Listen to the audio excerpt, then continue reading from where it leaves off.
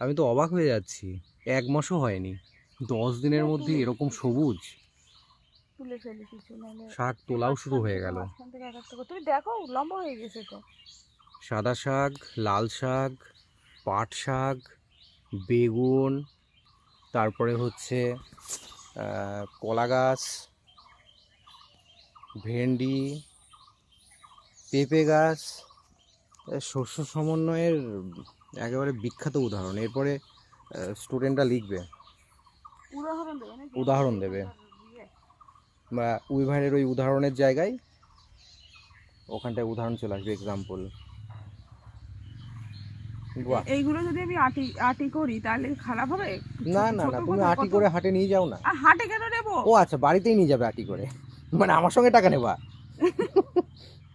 আমি তা বলছি না, আমি বলছি শাকগুলো দেখে মনে হচ্ছে হয়তো ছোট, না না, যখন ছোট তুমি না। তুলবে তখন দেখবে এগুলো বেশ লম্বাই হয়ে গেছে। ওই দেখো ওইখানে কটা বড় হয়েছে। আর যদি না তুলি কোনখানে পা এ ঢুকে যাবে এই তো। আর দিন 5 তার মধ্যে একদম পুরো সবুজ হয়ে যাবে জায়গাটা।